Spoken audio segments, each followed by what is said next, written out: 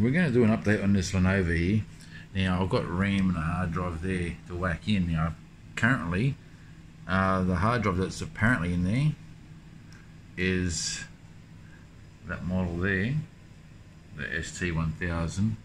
Now if I look that model, exactly those numbers up, it tells me that it's this one here, 1 terabyte, which is correct size, but it's 5.4 RPM, meaning that it's got moving parts inside. It's not a solid state drive.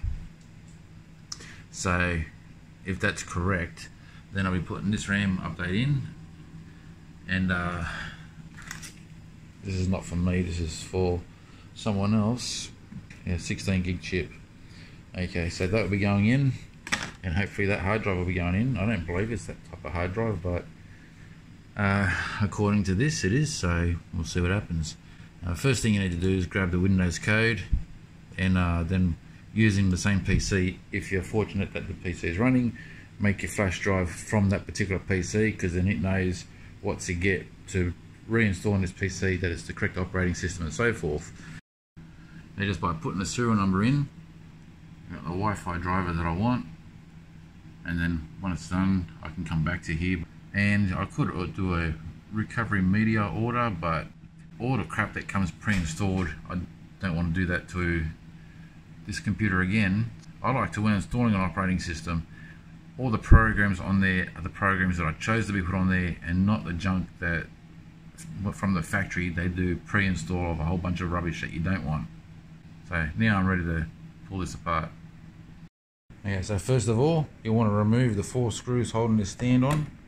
Well, actually, you need to remove this little cover first. You just press it in, get the cover off, and then remove the 4 screws just to get that stand out of the way. And now we're going to take a little rubber grommet off one of these sides here somewhere, right there. Well, not take it off, it's going to dangle, but take that, just pop that out. I'm going to get a screwdriver in there to turn that, and it's going to pop the case a little bit. So you can see, turning it clockwise, it's separated the case. Now I can get in there for key card if I want. I'm going to use a key card, but you can get a proper removal tool as well. We're just going to work our way around the whole edge to separate the back from the screen, which will only take a couple of minutes. Okay, so that's it there. So all these little clips around the sides, see if I can show you over here. So all these little clips hold on to it very well. So what I did, obviously I got a few cards there. I was basically working away, like keeping a couple of covered, working my way around, but the one corner that just didn't want to let go was this corner over here, and because I'm lifting this plastic here with it, so I just had to take my time, wiggle the case a little bit with the face down until the clips finally gave out, and well, they didn't break, they just kind of like worked their way off, and then I could take the cover off. It is the hard drive the device manager mentioned, so that'll be getting swapped out, and the RAM is behind here, so I have to remove all these case screws here. There's one there, one there. I can't get access to the bottom ones with this in the way, so I'll have to remove that first. So there's a connection there I need to unplug.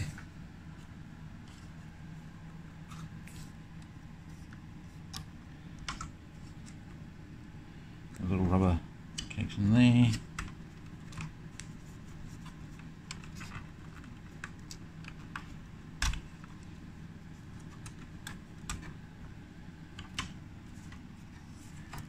Easy enough. I'll just do that with 2 hands so I don't break it. Okay, speakers out of the way. I'll remove those covers there. Okay, so got that cover first off, and the second cover, got to remove a connection to the power fan. And in this section here, they hold on pretty tight, so you just got to take your time and wiggle it off, get that out of the way. And you can see you got 1 stick of RAM there, 8 gig, and there's the hard drive there, so easy enough to pop that out and replace that one. Hard drive should be the same, just Needs to pop it off. So I can unplug this hard drive here first. Just a 1TB hard drive. That's just a slow drive, so that can be good as backup, but wouldn't chuck that back in there. So now I'm ready to put the new RAM in, the new hard drive in. The hard drive just comes in with the clips on the side, or plugs on the side that hold these in place here. So the little grommets on the side, hard drive clips into. And I didn't take this cable off like first. I got the hard drive off first. I just wanted to make sure that I wasn't going to damage anything with the ribbons and so forth, and then could have undone it from here, I suppose, and then take the hard drive out, but I did it while it's in there. Not to worry, I'll continue to the next step. Definitely don't build them like they used to. Smaller motherboards and so forth. Expect to get the same performance out of a tiny computer. I suppose technology gets smaller and smaller. Just being old school, the bigger it is, the more reliable it is, I think, anyway. I didn't have to pull these out. You can pull them out like that and easy enough to put back in, but you only had to pull the plastic back a little bit, and then the hard drive would pop out, so easy enough done. They got gypped though, because on here it says that it's supposed to be a 1TB solid state drive, and it's a 1TB hard drive. Okay, well, before putting it all back together, I want to make sure that it all works, so I'm trying to give this some support to stand up and see if I can power it up and perhaps install Windows the way it is there. Okay, so I'm not going to put both RAM in together, the old RAM and the new RAM, because this is 3200 megahertz and this is 2666 megahertz. So the old one will only slow this one down, and having that running at its full capacity is going to be the same as if they were both running slow to the 8. So I'll put this back together now, so far, without putting this on, and we'll boot her up. Well, it's obviously accepted the RAM, but I'll tell you what, the beginning of this computer turning on, where it takes probably a good 2 minutes before you see anything on the screen, is a concern, eh? Like, you think, is it working? Because normally you press a button, straight away you see something. Not this. It's totally black for about a minute, maybe 2 minutes before you see anything. Okay, so we've gotten this far. I might as well continue. It should be a pretty quick install, being now that it's in the SSD drive and double the RAM.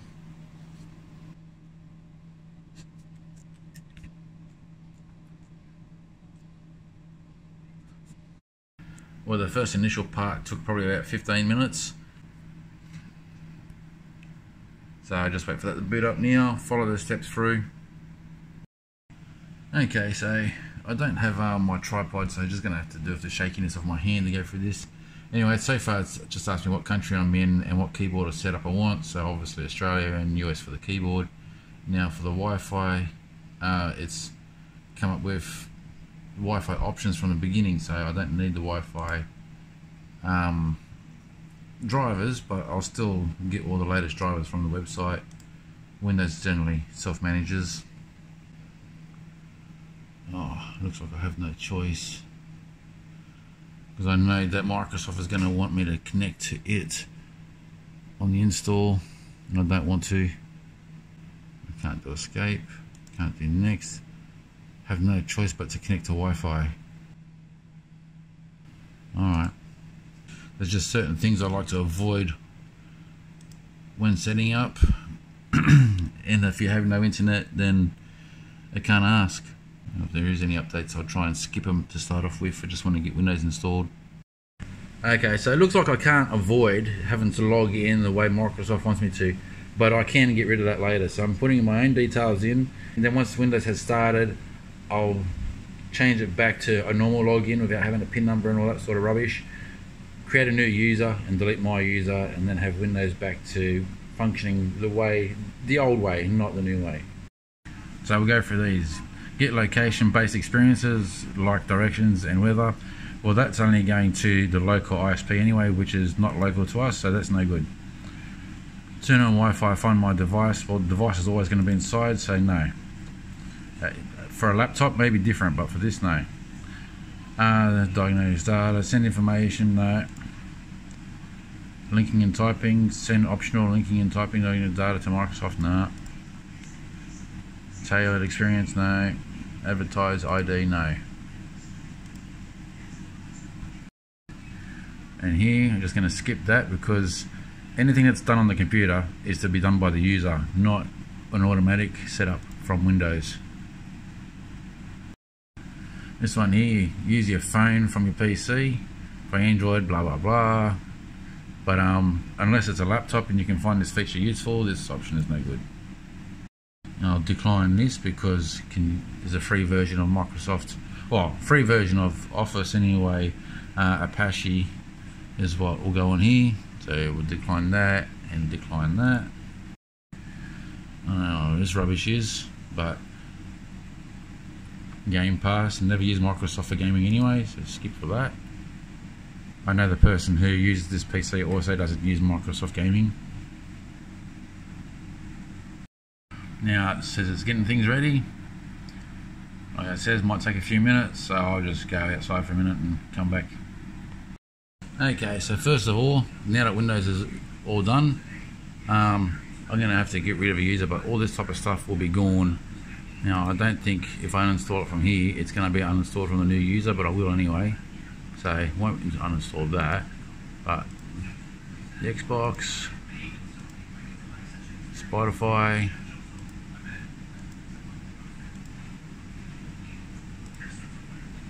actually Grammarly can stay, Microsoft Store, I can't uninstall that, Outlook, Office,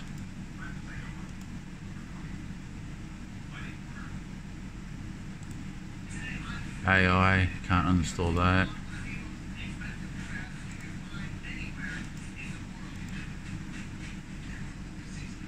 To do, I might leave that. LinkedIn, all this stuff is user preference. If the user wants it, he can install it. Okay, snipping tool's good. Now the first place I'm going to go to, I'm going to download Chrome and then Classic Shell. Now make sure that we get rid of Edge to not use it. We're going to set everything as Chrome as default. To get into this, Chrome asks, do you want to make it default, and then it just automatically takes you to here. Geez, I remember the days that you could just say use this program as a default and that was it. One time only, one option. Not have to go through a whole bunch of time wasting rubbish. Okay. Didn't miss one, did I? No. And now I'm getting PowerShell to get the normal start menu back. Classic Shell, sorry, not PowerShell, my bad.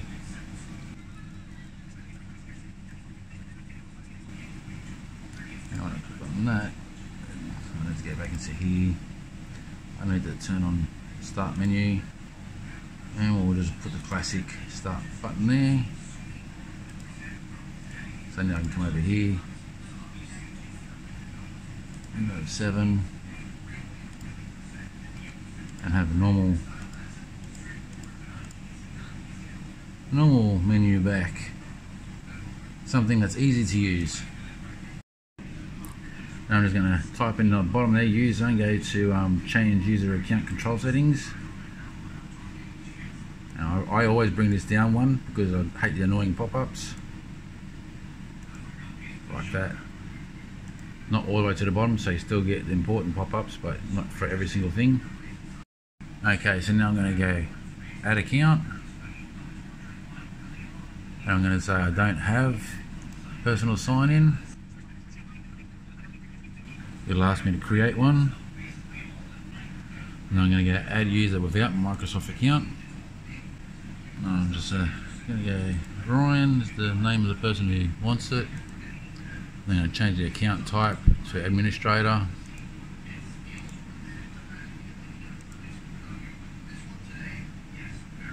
Now I can log off and log back in as Ryan and remove my account and all my Microsoft account settings, and we should be good to go. And so now I've logged off, it's asking me for the PIN that I set up with, but I'm going to go in as Ryan and sign in, and don't need to have that crazy PIN number on the login. I mean, just being a home computer that's used by multiple people, it doesn't need password and PIN numbers and all that sort of rubbish. You just want to turn the computer on and it just automatically goes in and off you go. But if Ryan should choose to add a password or something, he can, but it doesn't need to be there off the bat. I'm going to turn that off for location. What else rubbish is in there? Turn all that off.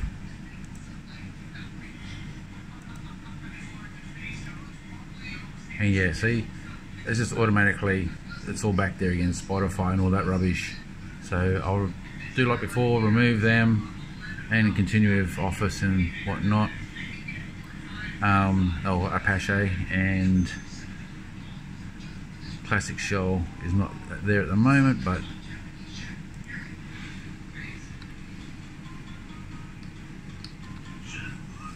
Classic Shell. Turn that on. Bam.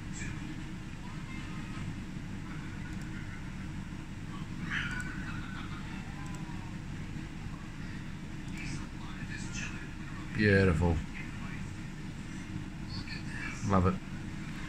Now I've got to go for a whole bunch of programs through here as well.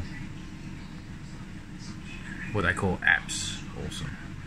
I'm going to go for a whole bunch of all these that I don't see relevant to needing, and just clear up a whole bunch of stuff that doesn't need to be on the computer, and then go ahead, install things that do need it, and I'll put it back together soon. It's almost done.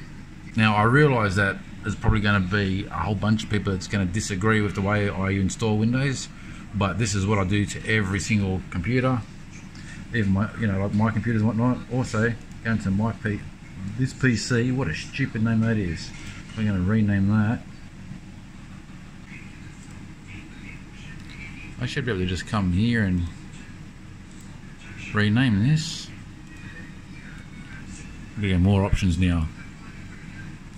Then I'm going to go my computer, because that's what we understand. Or everybody from my generation anyway. This PC, my PC, what a whole bunch of rubbish. But the computer's flying along, it's doing really well. Okay, it's just Windows now, so I'm just gonna clean all this up, and then we'll put the computer back together and I'll record that part. One other thing, I'm just gonna go through regedit, and I'm gonna remove, if it comes up with my email address anywhere, I'm gonna remove that as well, and also I'll type in my Skype name, and if it comes up with my Skype name in there, I'll remove that as well. I've just gone into activate the Windows to put the product key in, and it says that Windows is already active, so obviously creating the USB drive and reinstalling from that, it's collected that information and reused it onto here. But had I used a different version of install or whatever, I would have needed that product key. So it's still a good idea to grab that product key, but if you're doing a USB reinstall and you can create the thumb drive from the computer you're working on, it saves the hassle of having to put the code in. Now all the screws are back in, speaker's back on, I haven't put the cover.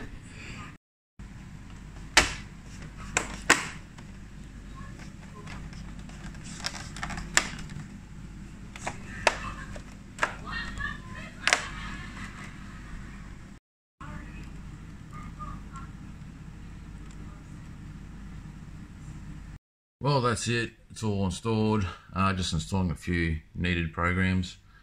But that's pretty much it. And see how you got no backdrop there. It's just the less resources used, the better. Same deal with mine. You can see there's no wallpaper or anything on mine. It looks unorganized, but I know where everything is. And so I use also AVG, but I go into MS config, turn off resources that don't need to be started, things like that. And AVG tune up. I don't use any other antivirus other than Windows virus protection, but I do use the AVG tune up tool only. Any ads that come up with it, trying to sell other products, I just ignore. I'm only interested in this, so you can see the background programs. If I go to details there, it'll show you that's 13 programs sleeping, so just anything that doesn't need to run when I'm not using it can go to sleep, so there's less resources being used. Same with this Lenovo system update, they can be ignored now. I actually put it to sleep now, and I used it so I could see if there's any updates, but it said that all the drivers were currently up to date, so it's no longer needed to start when the computer starts. And that's pretty much it, so it can now go back to the owner. Alright, thanks for watching guys, I'll catch you on the next one. Cheers.